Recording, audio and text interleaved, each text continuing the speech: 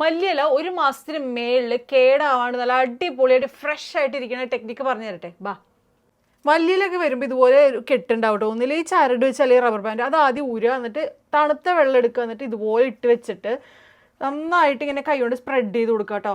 ആ സമയത്ത് നമുക്ക് കേടുള്ള ഇലകൾ ഉണ്ടാവില്ല ഇതുപോലത്തെ, ഈ ഇലകളൊക്കെ എടുത്ത് മാറ്റുക കേട്ടോ. എന്നിട്ട് കുറച്ച് നേരം ഇതുപോലെ സോക്ക് ചെയ്ത് വെക്കുക. ഒരുപാട് നേരമല്ല, ചൂടുവെള്ളം എടുക്കരുത് കേട്ടോ, നല്ല തണുത്ത വെള്ളം എടുക്കുക. ഈ ഇലകളുണ്ടല്ലോ, ഇതാണ് ഞാൻ പറഞ്ഞത് കേട്ടോ, റിമൂവ് ചെയ്യേണ്ടത്. കാരണം ഇതൊക്കെ ഇരുന്ന് കഴിഞ്ഞാൽ ഇത് കേടാവാനുള്ള ചാൻസ് ഉണ്ട്. അപ്പോൾ അത് നോക്കിയിട്ട് ക്ലീൻ ചെയ്യുമ്പോൾ ഇത് കളയുക. എന്നിട്ട് ഇതുപോലെ സോക്ക് ചെയ്ത് നന്നായിട്ട് കൈകൊണ്ട് ഇങ്ങനെ വിടിയിപ്പിച്ച് കൊടുക്കുക. അത് കഴിയുമ്പോൾ ഇതെല്ലാം റിമൂവ് ചെയ്ത് ഇതുപോലെ 2 പ്രാവശ്യം നമ്മുടെ വാഷ് ചെയ്തെടുക്കുക കേട്ടോ. നമ്മുടെ മല്ലിയില നന്നായിട്ട് വാഷ് ചെയ്ത് 2 പ്രാവശ്യമൊക്കെ വാഷ് ചെയ്ത് കഴിയുമ്പോൾ ഇതുപോലെ കൊളാൻഡറിൽ ഇട്ട് വയ്ക്കാവുന്ന വെള്ളം പോകാൻ വേണ്ടിയിട്ട് കേട്ടോ. കൊളാൻഡറിൽ വെള്ളം ഇങ്ങനെ വാർന്ന് പോയി കഴിയുമ്പോൾ ഇതുപോലെ നമ്മുടെ കിച്ചൺ ടവൽ ഉണ്ടല്ലോ, ആ ടിഷ്യൂവിൽ ഇങ്ങനെ പരത്തിടുക കേട്ടോ. ഇപ്പോൾ കോട്ടൺ ക്ലോത്ത് ആയാലും അതിലിടുക. വെള്ളം നന്നായിട്ട് വറ്റി ഉണങ്ങണം കേട്ടോ, അല്ല അതുവരെ വെയിറ്റ് ചെയ്യുക.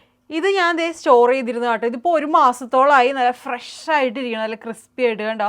അപ്പോൾ ഇനി ഇത് കഴുകിയിരിക്കുന്ന കാരണം തന്നെ ഇതേപടി നമ്മുടെ ഇഷ്ടമുള്ള ഷേപ്പിൽ ഫുള്ളായിട്ട് ഇടാം, പൊട്ടിച്ചൊക്കെ ഇടാൻ വേണ്ടിയിട്ട് നമ്മൾ ഇതുപോലെ ഓരോ ബഞ്ച് എടുത്തിട്ട് ഞാൻ ആ സെയിം കിച്ചൺ ടവലിൽ ഇതുപോലെ റാപ്പ് ചെയ്ത് ഓരോന്ന് എടുക്കുക എളുപ്പത്തിന്. എന്നിട്ട് ഇതേ ഇതുപോലെ സിപ്പ് ബ്ലോക്കിൽ ഇട്ടിട്ട് അടച്ച് ഫ്രീസറിൽ വെച്ച് കഴിഞ്ഞാൽ 1 മാസമായി ഇപ്പോൾ ഇത്. അതിനും കൂടുതൽ കിട്ടും, നല്ല അടിപൊളിയായിട്ട് ഇരിക്കും. ഫ്രഷ് ആയിട്ടുള്ള നമ്മുടെ മല്ലിയില നമുക്ക് യൂസ് ചെയ്യാൻ പറ്റും. ഇതുപോലെ തന്നെ നമുക്ക് പുതിനയിലയും ചെയ്യാം കേട്ടോ.